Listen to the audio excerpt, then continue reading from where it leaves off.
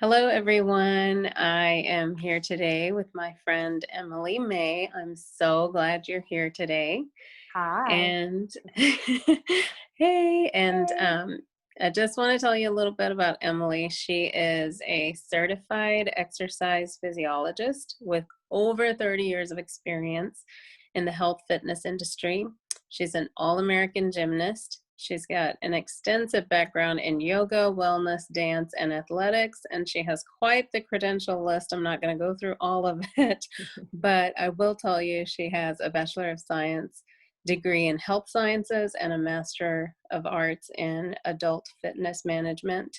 And like I said earlier, she's a certified exercise physiologist. Emily, I'm so grateful to have you on here today. Well, I'm And excited to be here with you. whatever uh, em- whatever you've got, I want to be with you.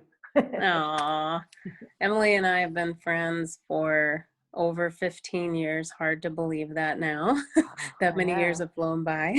I know. um, so we have had some interesting times. Life has thrown some curveballs our way, Mm-hmm. and through it all, we have maintained our friendship.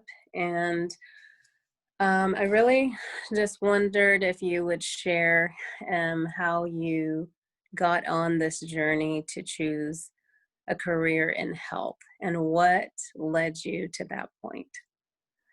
Yeah, that's a loaded question, but a good question. It's always interesting to know how people got into what they got into. I mean, I almost feel like it chose me. I feel like it was my destiny from very early on. As long as I can remember, or so I was told at age 3, my mom put me in dance class with, tap, jazz, ballet, acrobatics.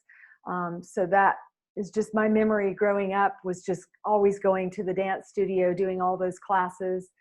Um, Swimming and diving on the diving team and swim team in the summer times. And then in my backyard, and I'm one of 5 kids, the youngest of 5, my father built, basically, now that I look back, a gymnasium in our backyard. We had an Olympic sized trampoline, we had a mini tramp, we had a teeter totter, a merry-go-round, a trapeze. Um, Wow. so we just kind of had, the ultimate primo kind of outdoor gym for a kid to grow up in. And I remember years later thanking my father for providing that, and how that was such an essential part to who I have become now as an adult and the career that I've chosen. And he kind of laughed. He just said, "Well, really, I was just trying to keep you out of your mother's hair."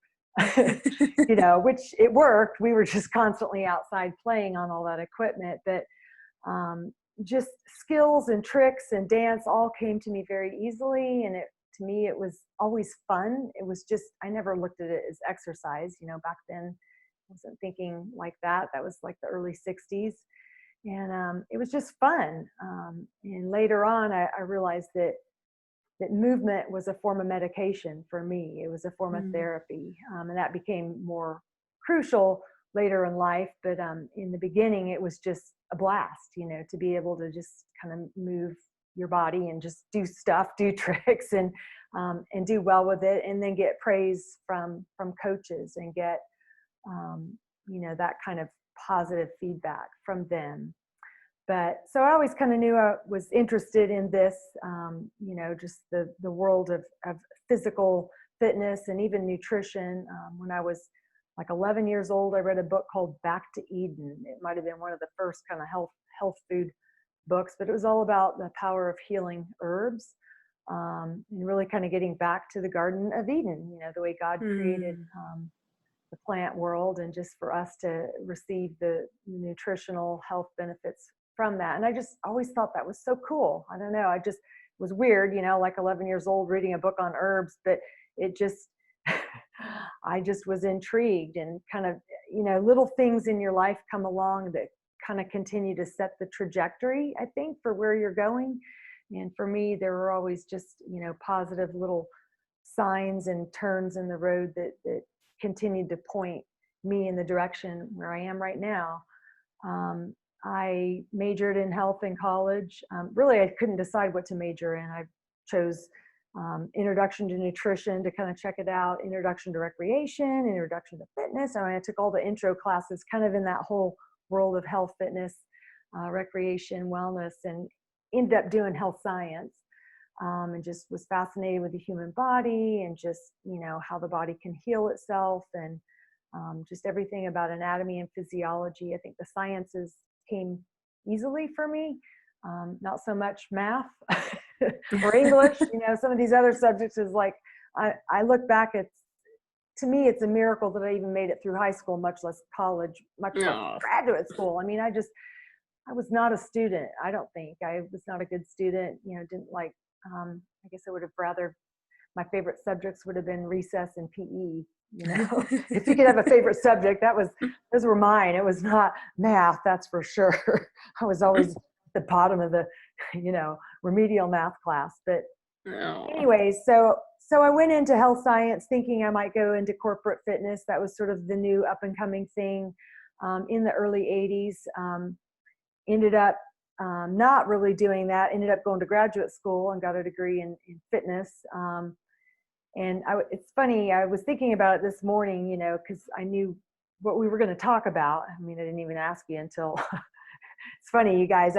It's like, I don't care, whatever Lali's doing, for real, I want to do it. And then I'm like, by the way, what are we talking about? Oh, you're going to interview me? Okay.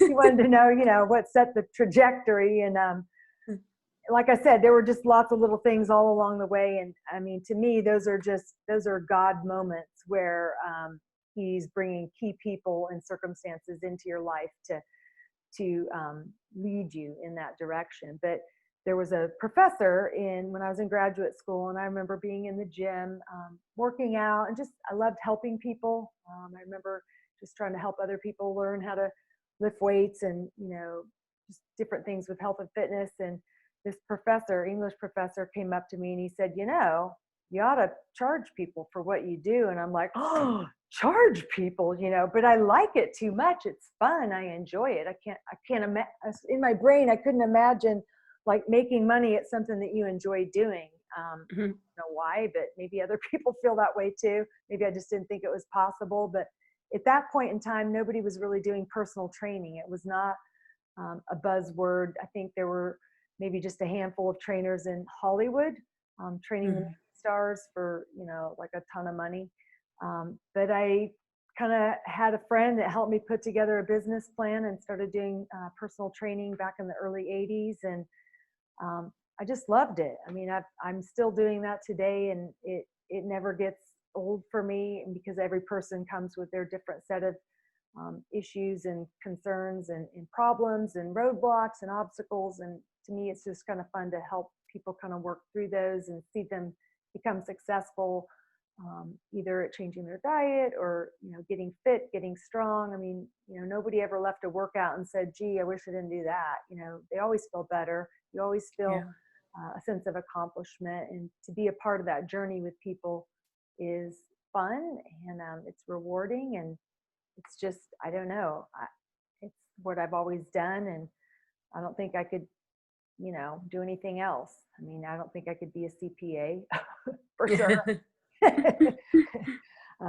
So through the process of elimination, this is where I am today. And I guess that pretty much sums it up. I mean, there's obviously lots of details all along the way that are signs, and like it's just like there's arrows, on the road as you're going that say, this way, that way. But here I am today, and like I said, the exercise and movement has always been a form of medication and therapy for me, and that has proven to be true at all different stages of my life. That's very cool that you're able to do something you love and make a living from it. I know. I'm gonna try to make so many, yeah. because so many people are feeling stuck in jobs that they really didn't enjoy. And I still feel like 18 is too young to try to decide what you want to do with the rest of your life. No kidding. Yeah. So many people, get degrees, not really knowing what they want to do. And then, it's okay to have a job and make money, but finding your purpose and finding fulfillment in what you do and enjoying the process, that just makes life so much happier and healthier. And Yeah, it so does. Yeah. that's pretty cool that you're able to do that. Yeah, I feel pretty blessed that, I have a job that I look forward to doing or going to, every day. It's just like I wake up and it's like, yay, I get to teach class. Yay, I get to, I mean, for the most part, some days I'm tired and, my body is like, but you know, I just can't imagine doing anything else. Certainly I couldn't imagine sitting behind a desk for 40 hours Yeah. a week. No. Yeah. Yeah. Yeah. Um, well, I wanted to ask you this too, because I feel like so many people are struggling, especially with COVID now. I think it's brought a lot to the surface. Hmm. I'm not saying people weren't struggling before, but this pandemic has definitely affected everyone. Yeah. Some are just inconvenienced, some are genuinely suffering, and some are just struggling through the newness of it all and Hmm. how it's affected them. And so Hmm. I wanted to ask you if there's something that you'd like to share that was difficult for you during childhood and now in adulthood, and maybe even especially because of the pandemic, you find yourself walking through that again. Yeah. Um, so those are like kind of three different Different things, difficult yes. areas. Yeah, but I mean, they do all kind of tie together. But as a child, I think that probably the hardest struggle, and all of my siblings would agree because is a pretty uniform across the board um, scenario growing up. But we all kind of grew up in a shame based environment where you just were never good enough. Nothing any of us did was good enough. And you weren't pretty enough, you weren't smart enough, you just, whatever you were wearing was just wrong. And you just, I don't even know how to describe it. It's just this feeling like just everything about you from the outside all the way to the core is just wrong and Hmm. bad and just unacceptable. And just, it's just kind of that spirit of shame and rejection. Like you should just be ashamed that you even like exist. I mean, Hmm. I hate to say that, but that's just really kind of what it felt like. So that, you grow up in an environment like that you don't just like snap out of it, like that. It Yeah. takes years and years of kind of undoing the messages that were given growing up and just realizing that, you do have something to contribute and that you are worthy and that you are okay the way you look and the way that you are, and that somebody will love you. And I mean, I can't even go into all the different kind of messages, but just not good. So as you can see, so I'm growing up in that sort of environment, and then I'm also discovering this talent of gymnastics. And then you have these coaches that are just patting you on the back and yay, good job, and that's great, and just like you're getting all this praise. It's like, wow, this feels good. This is medication. I never hear this at home. So I just was drawn to sports and drawn to athletics, and specifically gymnastics, as I started to really get into that for that reason. It was just like, here is a source of just like, okay, somebody sees something in me, and I guess I've got something good, and I Hmm. mean, I couldn't get enough of it. I just completely poured my whole life into it, ended up moving away from home, which was not hard to do at all. People are like, was that hard to leave? I'm like, no, it's like, ship me to Siberia just to get Oh. away from that negative, and then to go to a boarding school with, all these coaches. And thankfully for me, with all the in the news now about gymnasts being sexually abused, God was just protecting me, because I look back now and like many of my teammates were by the coaches that I was with, Hmm. that I was never abused. To me, it was just a healthy environment of just praise and accolades, and just, I was just spurred on to do better. So as a child, that was definitely, an obstacle, a difficult thing to overcome. And, like I said, sports and then just exercise in general was like a source of feel good endorphins and hormones and all the good stuff that comes from exercise. It just was helping to kind of counter all that negative toxic. And then I think as an adult, probably the hardest thing I went through was a divorce. After investing 20 years of my life into someone, for them to just basically give up and walk away, and, find greener grass. That was tough, and it happened when I was over, I was like how old was I? Let's see, 7 years ago, and I'm 60, so I was 53. So 53 years old, you get left and no kids, came out of that either. And that was just that was really hard. So it's like having to reinvent yourself, all over again, and just starting all over, really. Yeah. But now that I'm through it, and now that I'm on the other side of it, it's all good. It's like I can talk about it and not even feel pain. That's how you're kind of over something, when you talk about it and you're not, just falling into tears as you talk about it. Because sometimes, when you remember things, it'll bring back all those emotions, but it's almost like I'm looking back on it like that was a different person, so God has really healed me through these difficult things in my life, and then the pandemic hit, and all the jobs I had were like gone, just dried up. I had like a lot of different part-time contract jobs because I worked for myself, teaching classes at various places and doing personal training. So I was like, okay, now what? Starting all over again. So I a friend of mine helped me set up a Facebook Live streaming group, where I could at least do classes online, which is what, the whole world did everything online, right? Yeah. And I am not savvy when it comes to social media. I'd never in my life gone live before the pandemic hit 3-4 months ago. So that was kind of like, I've been on TV and I've had a TV show, but it was just different, going live.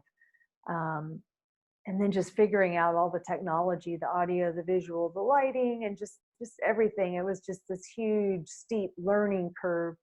But I had no choice. It was like, what else was I going to do? I got to figure this out. And, people want to still work out and they can't go to the gym. So I'll just be providing something. And, now it's kind of like that has steered me in this direction that I'm going now. And really, in retrospect, I always kind of wanted to do this, but I think God just shut the whole world down for me, so that, so I would have time to figure all this stuff out. That's kind of what it feels like. I know that's not true, but it's like, you have the time now. What else are you going to do? You're stuck in the house and you've got nothing but your laptop and just time to Google search and YouTube search all these different tutorials on just this technology of doing it.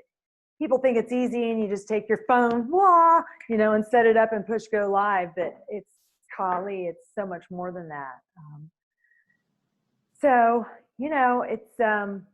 It's, life is what happens when you're making plans. I've often said that. It's just like you think it's going to go this way, and then really what's happening is reality is over here, and it's not always how we want it to be or how we thought it would go. But what are you going to do? You can be angry and just fight it and just kind of go against it, or just go with it. I've just always kind of, I think, been okay with just okay, whatever, I'll just try to adapt. I'm pretty good at adapting, and I'm very much a fighter. I don't give up.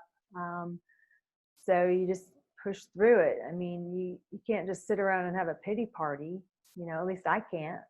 I don't have anybody to pamper me.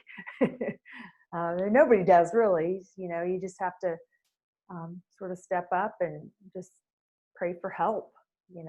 God will help us through these tough times. We're not really alone. Even though I'm alone physically, I'm really not alone, because God is always there. Yeah. Yeah. You've touched on quite a few painful experiences, and I actually wanted to ask you what helped you I guess, have the will and the determination to move forward through those difficult times.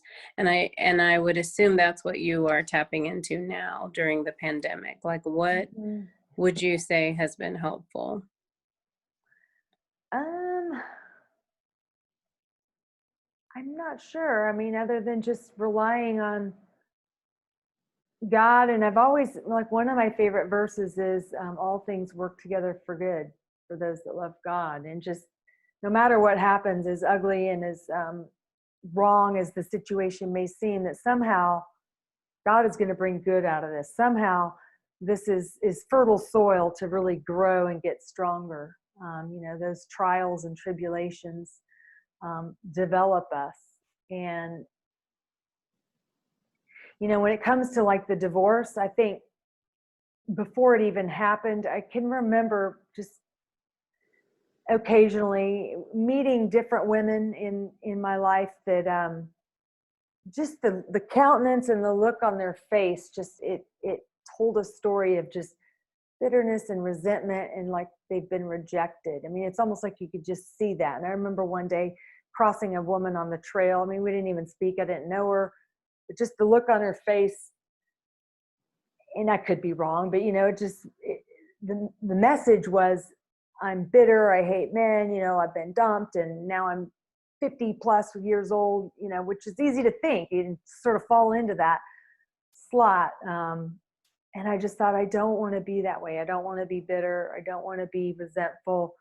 Um, you know, I got to just let all that go and move on. I can't change what somebody else did. I can't change the past. All I can do is just move forward now and make the best of it. We've got one life, and I don't want to look back and say, yeah, I spent 20 years just being angry, about Hmm. whatever, because it didn't turn out the way I wanted it to. Darn it. it Yeah. it never turns out the way we want it to.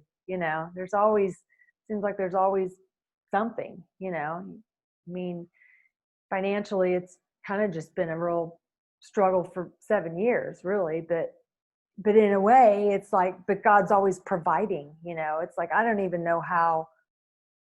I mean, it's a good thing I don't know math, because I would be freaking out, because mathematically, there's nothing about how I'm even still in this house and have a car and have food, how that's even worked out, because it just doesn't even look like on paper that I should be living under a bridge, it seems like.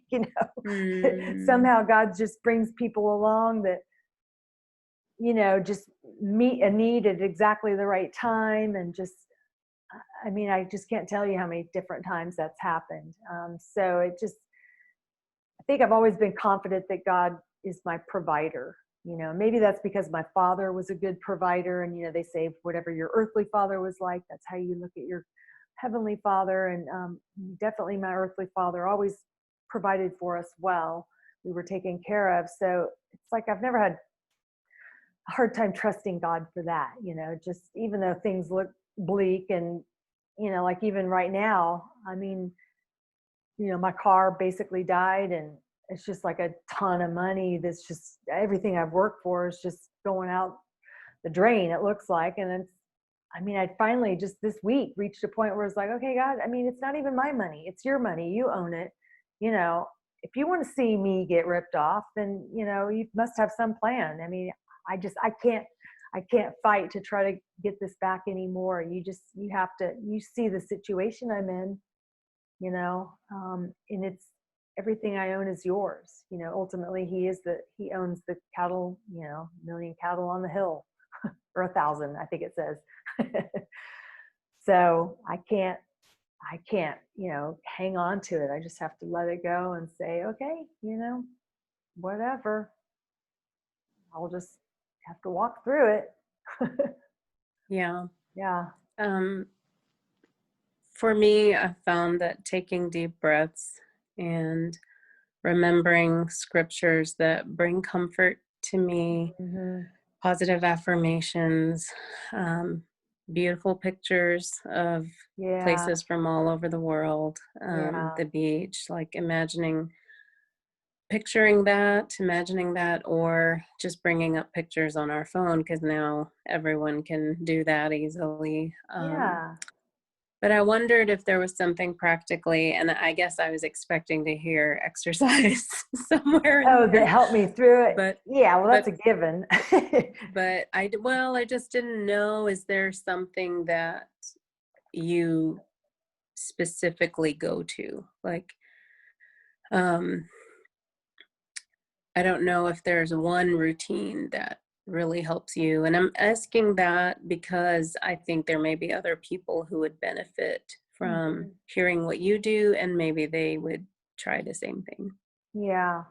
Well, I think definitely exercise is a huge part of what helps. I mean, for starters, it is something that you can do for yourself that's going to immediately bring about positive results, not only just physically, but just mentally. I mean, how that translates. I mean, we're spirit, soul, and body. It's all connected. So if you are unhealthy and unfit and tired and sluggish and lethargic and out of shape and overweight and blah, blah, blah, blah, blah, that's going to have an effect on your psychology and just your emotions. And there's a direct connection. So I think partly what I love about just, to me, I look at it as an opportunity every day to just do something to make myself feel good and have this positive sense of accomplishment, and feel good neurotransmitters and hormones just coursing through the bloodstream throughout the day. It sets it off to a good tone.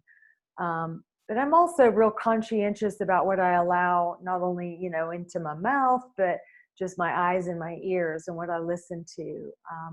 I haven't listened to the news a lot because I know it's all negative. And Yeah. if anything, I like watching positive videos. I like watching stuff that makes me laugh. You can always find a funny cat video or dog or baby video or whatever, on YouTube.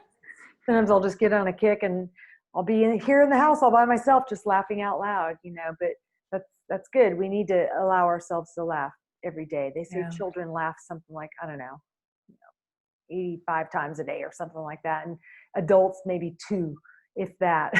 So we need to kind of up our laugh factor. Yeah.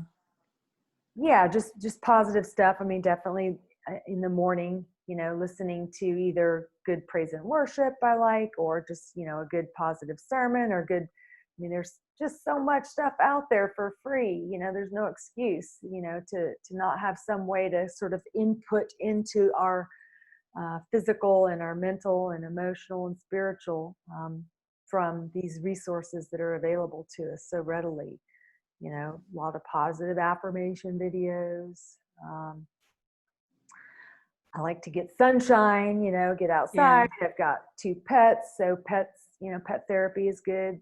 Just it's not just one thing. I guess it's a combination of just like all these different things. If you think of a puzzle, it's not just one piece. It's like, you know, 78 pieces that all come together and beautiful picture. And so it's a combination of what you eat, and exercise, and then good sleep, and then just, friends like Lali. And you. Just you got to just keep the positive input coming in to counter all the negative that's out there. And just, Yeah. I think avoiding toxic people too, Yeah. that's been a big thing for me, over the last, I guess, 20, 30 years, is just recognizing that sometimes I'm drawn to those toxic people, probably because I grew up in a pretty toxic environment and that feels normal, natural. I know how to Mm. deal with it. I know how to, yeah, I can handle this because I grew up with that. But that doesn't mean it's good to be hanging with those people. They kind of bring you Mhm. down. So I think I would say analyze some of your relationships, and if you spent time with them and afterwards you just feel exhausted and worn out and like relieved that they're gone, you probably might want to reconsider how much time you spend Yeah. with that person, Yeah. and just, guard your heart and guard your emotions by who you're hanging around and listening to. That's such a good point. The people that surround us, and whether they are beneficial, and Uh-huh.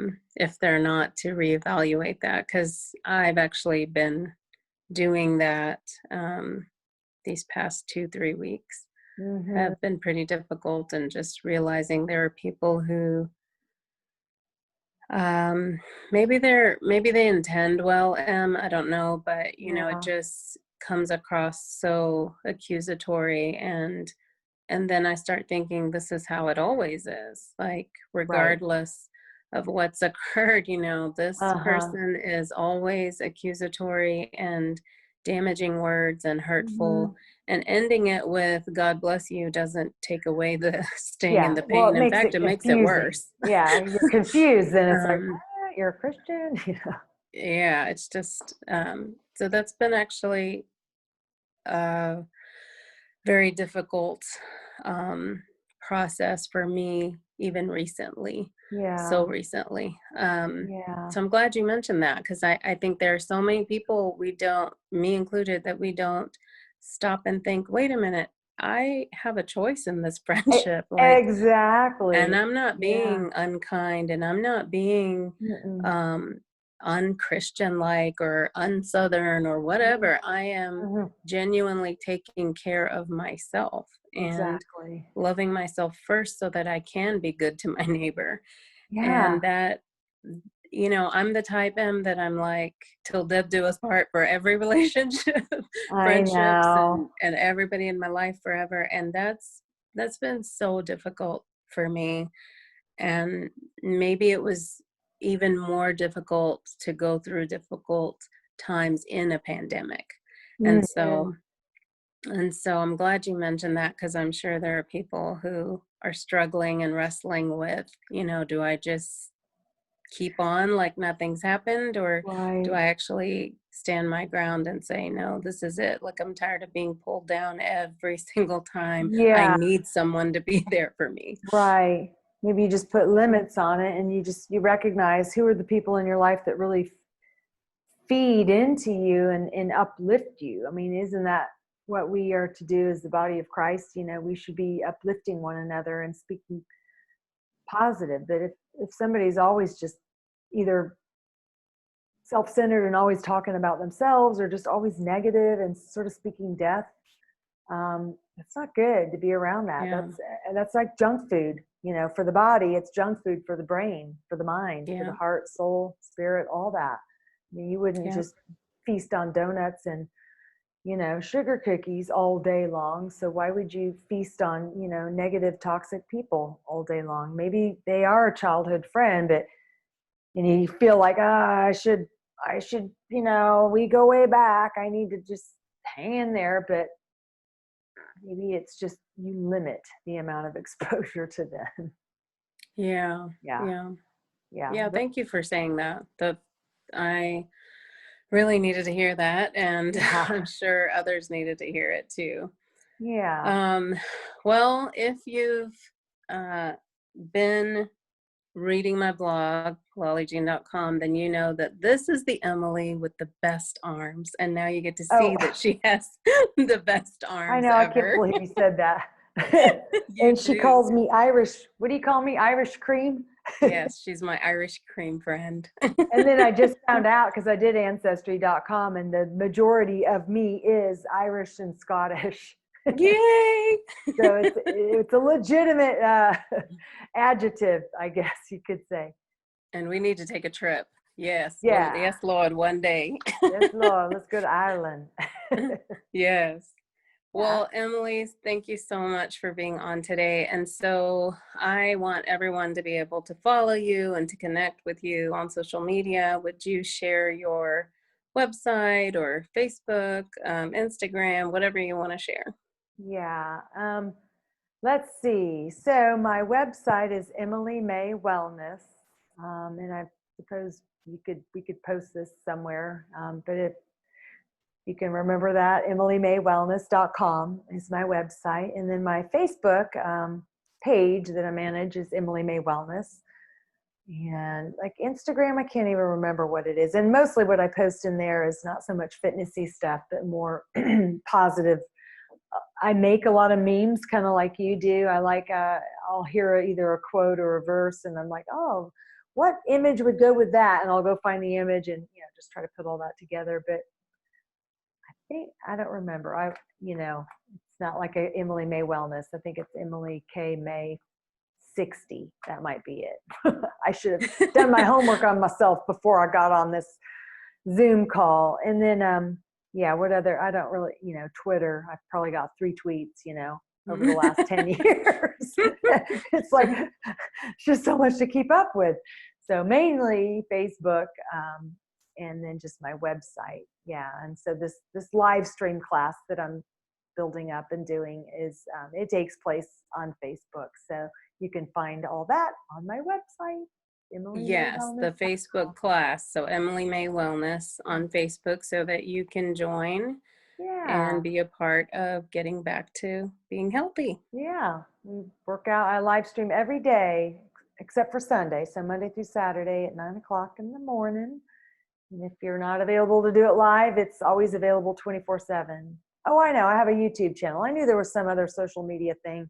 So I have a YouTube channel and it's called Emily May Wellness. Imagine that. So I've got playlists in there and I've been building up quite a library since the pandemic hit. Yeah. Very cool. Yeah. All right. Well, All thank you right. so much again, and we will Thank see all of you. you later. Well, bye, everybody. Bye-bye. All of Lali's friends and followers. Bye.